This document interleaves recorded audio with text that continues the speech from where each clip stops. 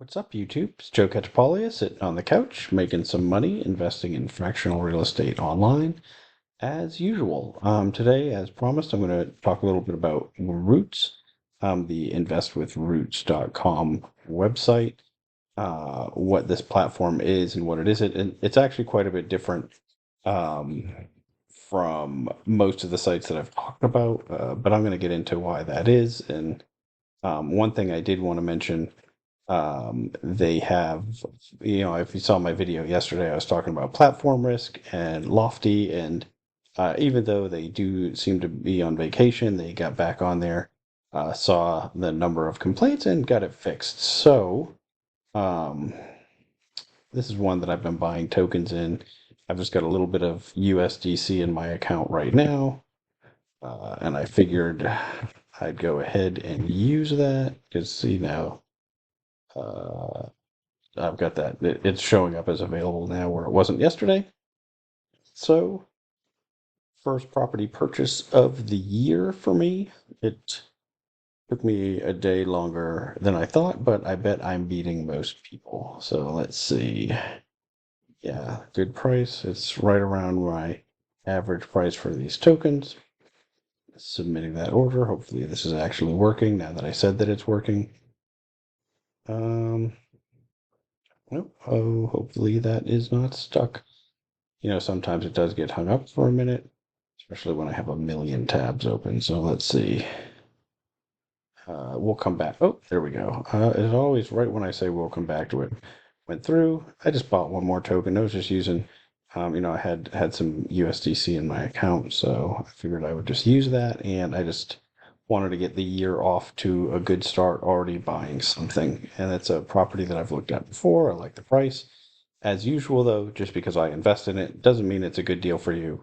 Make sure you do your own due diligence. All right, so back to the Roots website. What is Roots?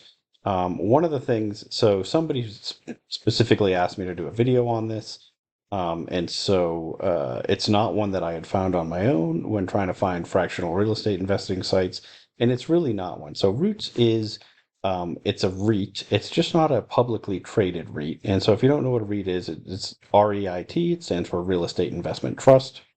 Um, it's just a specific type of entity. When it was first created, the idea was to kind of make like a mutual fund, but for real estate, something that allows people to invest in properties, get some diversification. Um, they're required to pay out a certain percentage of their net income, and so there's these rules that if they follow, they get special tax treatment. Um, but so what the REITs actually are, and there's a whole bunch of these that are public companies that you can just invest in on the internet. Invest in through like a regular brokerage account. I got my career started working for public REITs. I worked for UDR and for um, UDR, don't even, United Dominion Realty Trust, which is just UDR now, I think, and BDN, which is Brandywine Realty Trust. Those are two public REITs I worked for a long time ago. Really, uh, both of them, it really made me realize like I'd much rather invest in real estate directly than buy REITs, because there are just layers and layers of expenses. They were paying me a decent amount. They paid a lot of people on staff. Um, that money has to come from somewhere. They also, I mean, there's definitely cost savings, and you're getting some real expertise, picking the properties and whatnot. And so I think for the right type of investor, buying REITs is, a perfectly fine idea. So if that's something you want to do, don't let me discourage you from that. But it's not what I'm trying to do here. So my goal investing in fractional real estate online is to actually use a little bit of expertise, in the ability to pick the individual properties and invest in them directly. That's what I'm doing on Lofty. That's what I'm doing on Mogul. Um, on Groundfloor, I'm not really doing that because I'm buying basically every single loan that they put out. I don't think I've skipped any of them yet, but that one's a little bit different.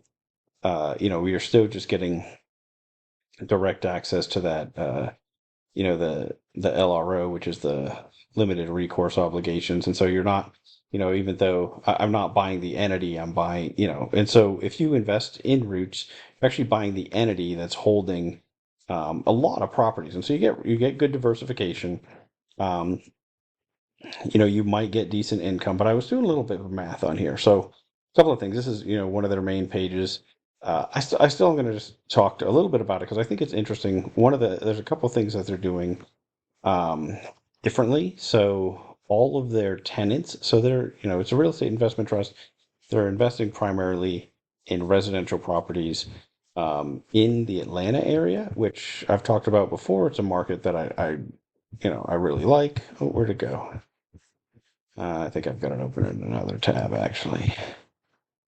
Yeah, you can see they have a lot of properties. They're all in Atlanta though. One of the things that I don't really like is they have all these coming soon markets. So they have 161 properties in Atlanta, and they're trying to expand to a bunch of markets at once. And that's a little bit scary for me. I mean, obviously they've developed some expertise here, but when you start to move out into other markets, there's always a learning curve as far as pricing and renter preferences and all sorts of things that could be a little bit different. So that's you're taking on a little bit of risk there, but you are getting a whole bunch of diversification because they already have 161 properties. Um, I am going to spend a little bit of time comparing this to Landa and Arrive and some other REITs, and they've done this for us, and I think it's helpful. And I just want to point out some things that I think, their website. It's really a great sales tool. Like you look at it, and if you're not really careful, you just think, "Oh, this is an amazing deal, and I want to buy this." And it might be for you. For me, it's not something I'm going to invest in, and I'll show you a couple of reasons why. Um, One, they say, okay, our last 12 months, we made 13%. But a lot of times they talk about our average return has been 17% annually. Well, they only started in 2021. The early real estate had, really boomed in 21 and 22. If they bought early in 22. And then, it's been a little bit flat. But so you can see the past 12 months is lower than their average. And so going forward, when they don't have those tailwinds of a booming market, are we going to see this keep going down? And one of the things I want to point out is this is not a cash on cash return like some of the properties that we look at. This is a total return. And so um, they have, let's see, it's on this one. They describe how how their shares are valued. They're basically taking the net asset value, which is taking all the assets of the REIT, subtracting all the liabilities, and then dividing that by the number of outstanding shares or units, and that's how they're getting their unit price. And so, because this isn't a traded, because the REIT isn't traded on a market, they basically set the price by doing this net asset value calculation.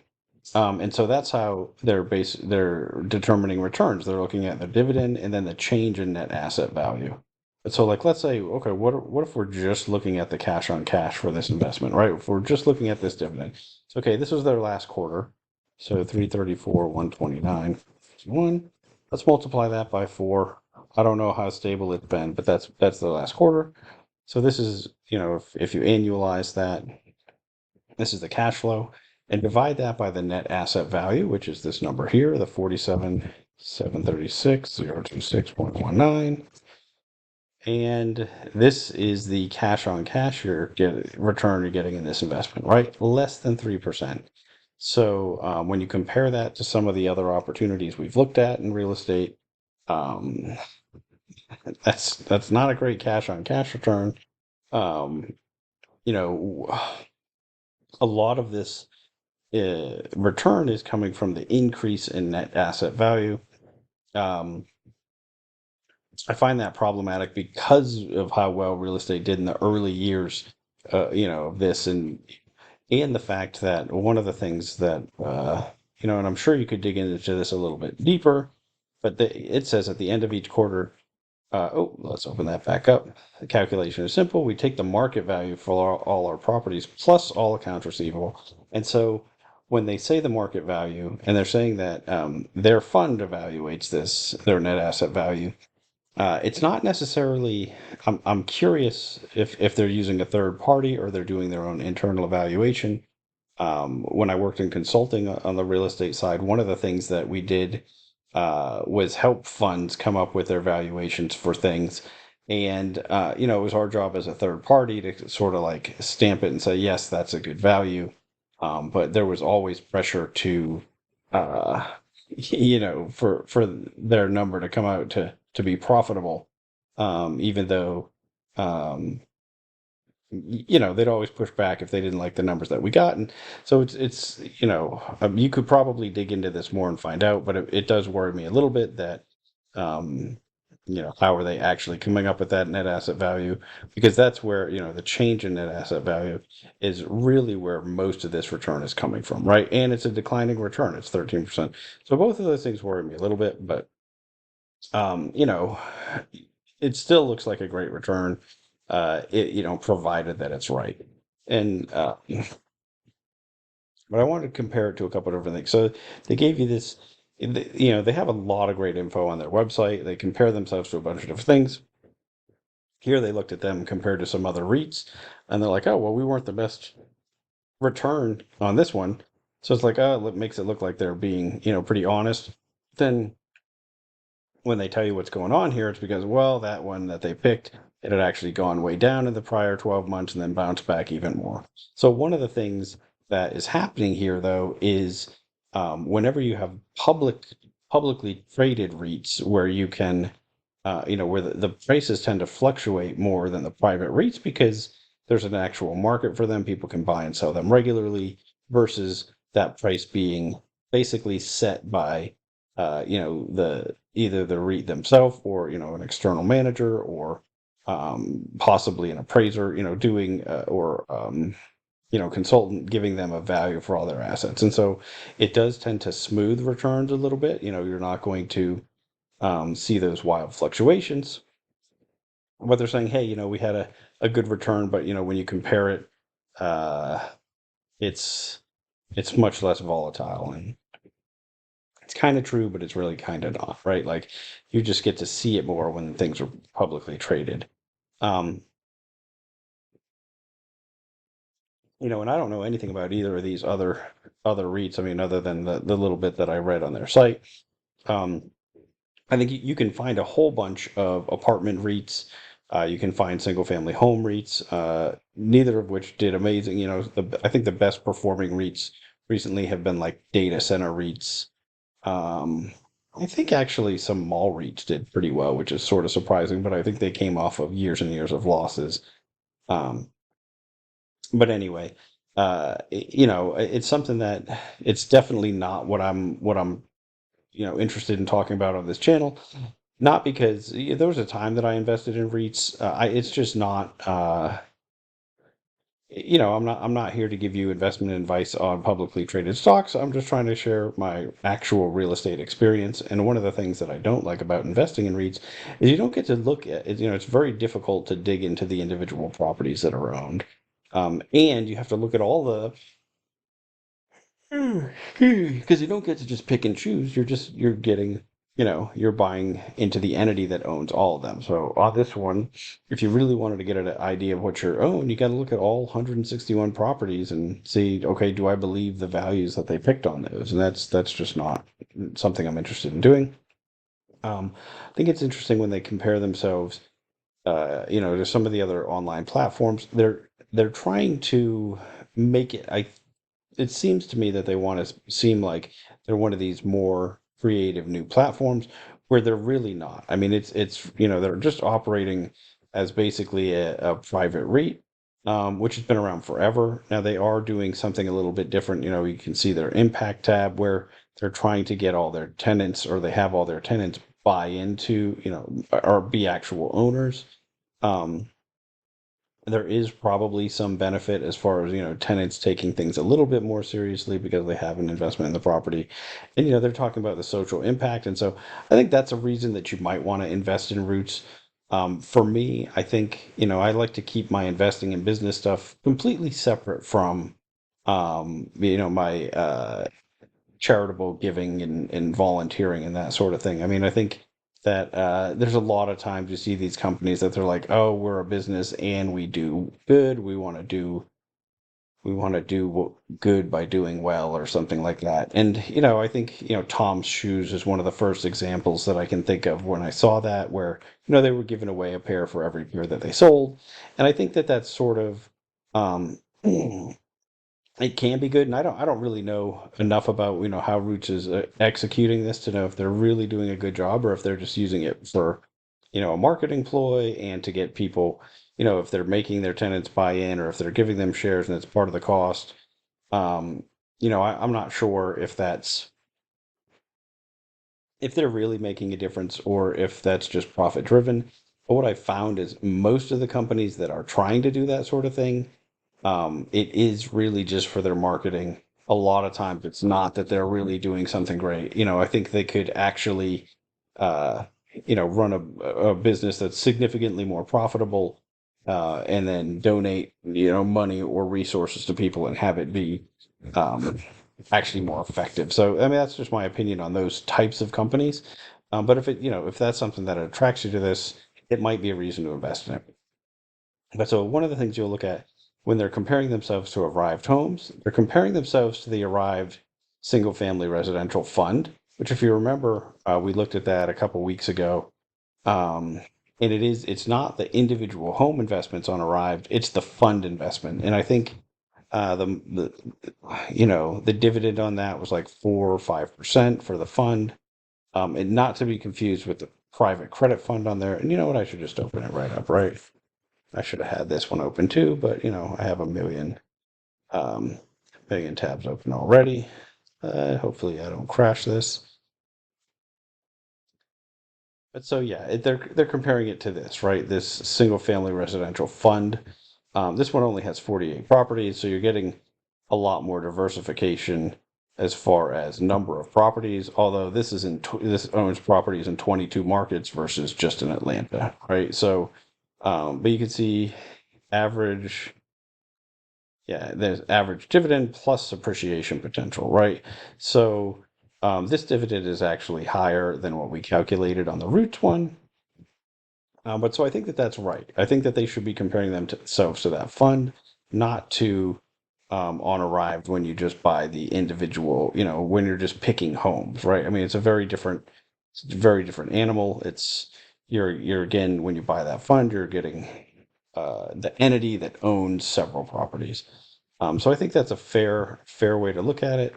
And again, I mean, if you remember when I talked about that, or if you didn't see that video, it's just not what I'm here for, right? I think that the sites that allow us to pick individual properties, is where there's going to be real potential to make outsized returns. And if I'm going to be investing in something that's a little bit more, um, a little bit more speculative, a little different, right? I'm not just in, I'm going to want to get better returns. And so I'm not excited about a fund that's giving me a 4% dividend and maybe it's going to go up in value.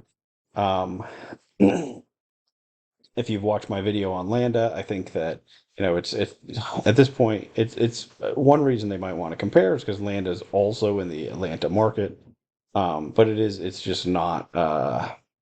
Landa is one where you can buy the individual properties, right? And so it's interesting from that regard, but it just seems like the platform itself is just struggling. A lot of the properties are struggling. There was difficulty actually making trades happen for a long time. A lot of the property entities weren't paying out dividends, that sort of thing. So, my impression of them is, yeah, if I had to pick between Roots and Landa, I'm definitely picking Roots. I don't know. I don't know about Arrived Homes and Roots, but again, just because that's my decision, you want to do your own due diligence. And then the other thing that they compare themselves is to Groundfloor. You know, I think that one of the things, and they say minimum investment $5. Groundfloor is actually 10 now. I don't know how long back this was. I think it would actually be much better to compare what this is to the ground floor flywheel portfolio. So that's the portfolio that is basically has 250 plus loans in it that you can buy into, and I think that's actually a much better comparison. Um, you know, except that again, ground floor is invest. The actual assets on ground floor are um, mortgages on properties. They're either fix and flip mortgages or new construction loans, and so it's a much different asset than REITs. But it is the flywheel portfolio is a REIT. Here, when they're comparing it, they're just comparing it to the regular individual loan uh, investments, which is what I like to do on ground floor. But I think it's a lot different, right? It's because it is again, you can pick individual loans. You have um, you don't have to look at the whole property or the whole portfolio to understand what you're actually getting, that sort of thing. So, so that's where I think it's really tough for me to. I think that the idea of having tenants buy into the entity that owns all the units, I think it's kind of interesting. I think that you might actually get some benefit from tenants staying longer or moving into another one of your units when they move, or having more interest in taking care of the property, having a little bit of pride of ownership. Um, I'm just not sure that it's enough to get me to want to I've just never invested in a private REIT. I think that they are often um,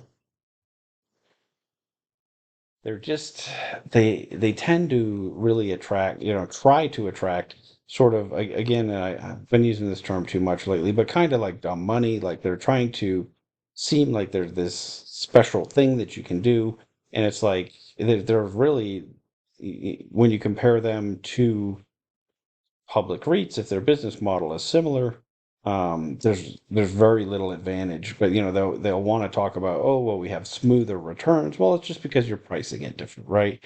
Um, and I think one of the things sometimes private REITs can do really well when they're small, because I think you always have a little bit more. Um, there's some diseconomies of scale that happen when you get really big real estate portfolios where you just have to buy so many properties every year.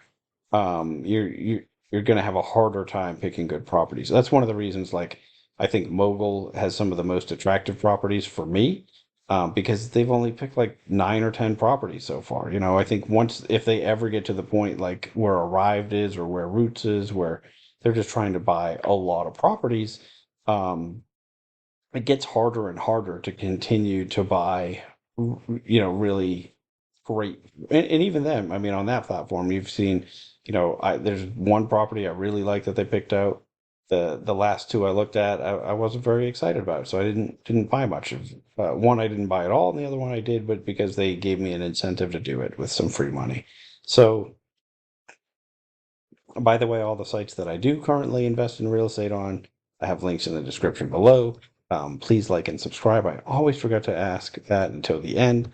I am trying to really grow this channel this year because I love getting feedback from people that I've connected with quite a few investors that are also on Lofty or Mogul or Ground Floor, and that's really like my biggest goal is to be able to learn more about these, hear other people's experience, and I've been, share mine and my, the real estate knowledge that I have, because I've only been doing this online for 4 months. I've been investing in real estate for 20 years, but, and that's the knowledge and experience I'm trying to share. But using these actual sites, I'm still a noob, right? Like there's a lot of things that I don't know. There's probably 10 sites out there that people are investing on that I haven't even heard of or tried.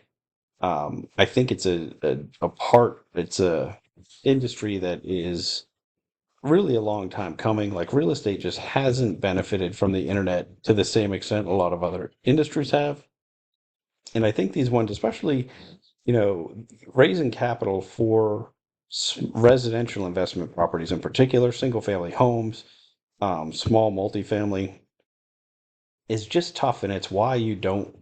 It's why you end up having um, a lot of people basically they feel like they graduate from these properties to like bigger multifamily, and they'll make bigger returns typically because they start to use other people's money.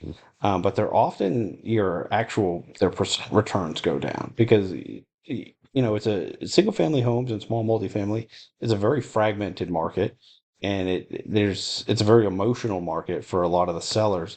And so the decisions aren't always made on a rational, logical basis, and because of that, you have a lot of opportunities to profit. And as soon as you move from that into larger, um, multifamily or commercial properties, all of a sudden, the vast majority of your competition is another entity, like another institution, and they're looking at things the same way you are. A lot of the profit is squeezed out because of it. It's just a different game, and so um, I don't, so I think that especially having some of these platforms that are going to give individual investors a way to that buy these properties to raise equity easily. That's what Lofty in particular is doing that.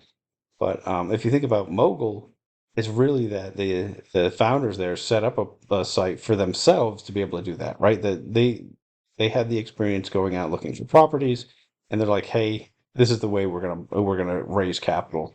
And I've actually talked to them a little bit. I think that they may eventually let basically white label that site where other people could do the same thing.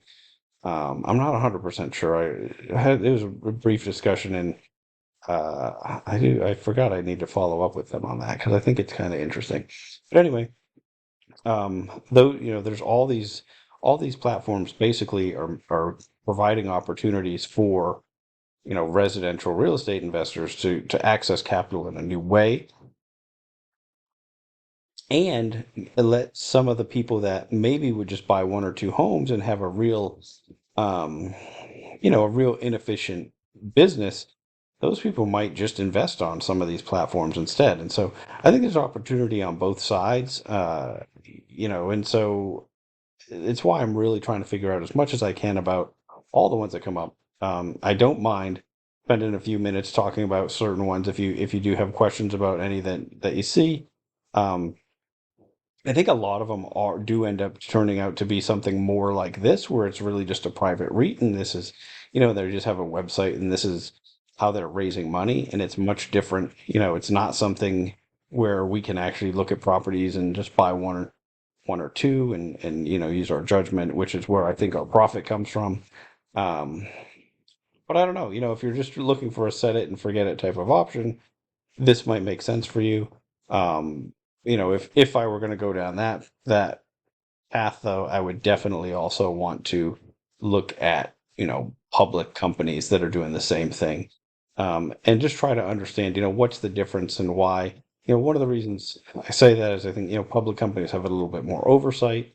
They're also their capital is oftentimes some of the cheapest capital too, because we used to one of the REITs where I worked for, we had obviously they raise equity by selling shares, but they also have access to really cheap debt sometimes. And so it's tough to compete with that for some of the smaller private REITs. And so you might want to figure out like, well, are they, do they really have an advantage? Or is it just sort of a accounting thing that's making it look like they're doing better? And then, do I feel like they have the right amount of oversight as far as to, trust, put a whole bunch of money in it? I guess at the end of the day, what I'm saying is for me, I wouldn't put a whole, Roots is not a platform, right? It's a single investment, and so I wouldn't put a whole bunch of my money on there versus Lofty is it's a platform and I'm buying, individual properties and spreading it out that way.